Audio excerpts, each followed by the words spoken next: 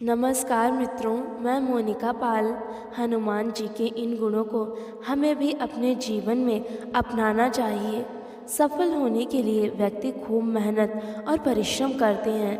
हम सफल होने के लिए अपने आसपास मौजूद सफल व्यक्ति या महापुरुष के अनुभवों से भी सीखते हैं। राम भक्त हनुमान को संकट मोचन कहा जाता है क्योंकि हनुमान जी द्वारा कई संकटों का समाधान किया गया है।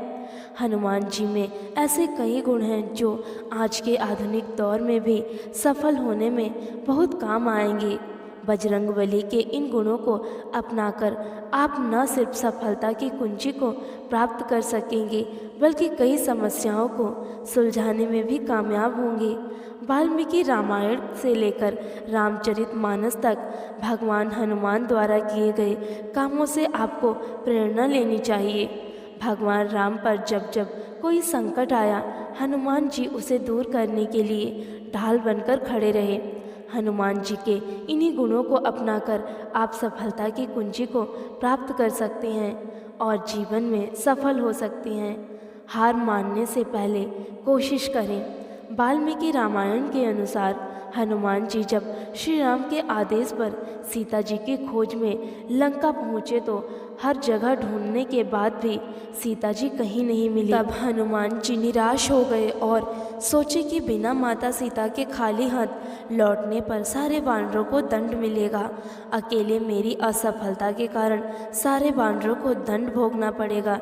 ऐसे में हनुमान जी ने खुद ही आत्मदाह करने की सोची।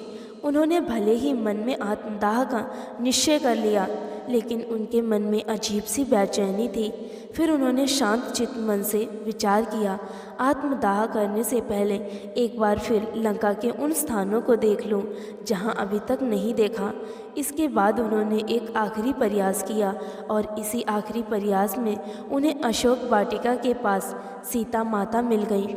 शिक्षा हनुमान जी के इस गुण से यह सीख मिलती है कि कोई भी प्रयास आखिरी नहीं होता, इसलिए जब तक आपको लक्ष्य नहीं मिलता तब तक प्रयास करें और खासकर हार मानने से पहले एक और प्रयास जरूर करें। साथ ही इससे इस बात की भी सीख मिलती है कि सफलता जीवन का अंत करने से नहीं बल्कि प्रयास करने से मिलती है। हनुमान जी का दूसरा गुण, जब तक सफलता ना मिले तब तक विश्राम नहीं। रामचरितमानस में सुंदरकांड के अनुसार जब हनुमान जी समुद्र पार कर रहे थे तब समुद्र ने सोचा कि हनुमान श्री हरि का काम करने जा रहे हैं और थक न जाएं, इसलिए समुद्र ने तल में रहने वाले मेनाक पर्वत से कहा कि तुम ऊपर आओ और हनुमान को अपने ऊपर विश्राम करने के लिए जगह दो।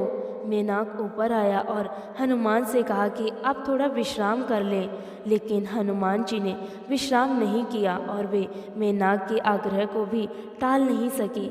इसलिए उन्होंने अपने हाथ से मेनाक को छूकर उनके आग्रह का मान रखते हुए कहा कि जब तक श्री राम का काम ना हो जाए मैं विश्राम नहीं कर सकता। शिक्षा हनुमान जी के इस गुण से यह सीख मिलती है कि जब तक मंजिल या सफलता ना मिल जाए तब तक बिना रुके प्रयास करते रहें। साथ ही इस काम में जो आपका सहयोग करें उसका आदर सम्मान भी करना ना भूलें। हनुमान जी का तीसरा गुण, शक्तिशाली होने के बाद भी रखें विनम्र स्वभाव।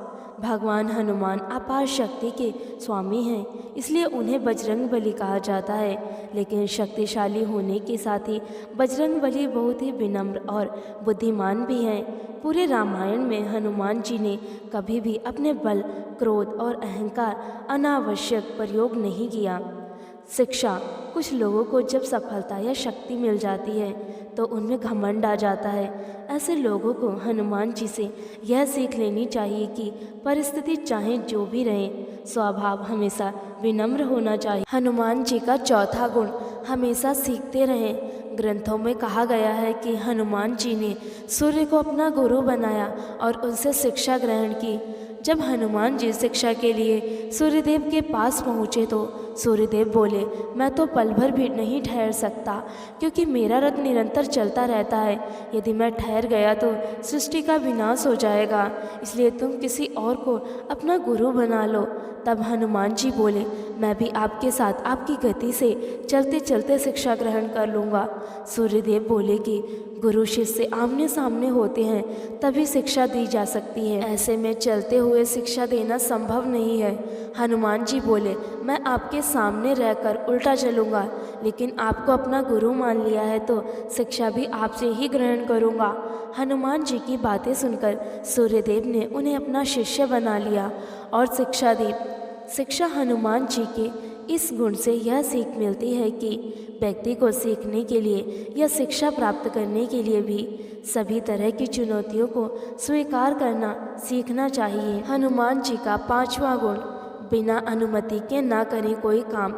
रामचरितमानस में सुंदरकांड में अशोक वाटिका का प्रसंग है। इसी वाटिका के पास जब सीता जी हनुमान जी की मुलाकात हुई तब उस वक्त सीता जी बहुत दीन स्थिति में थी और राम के दर्शन के लिए व्याकुल थी।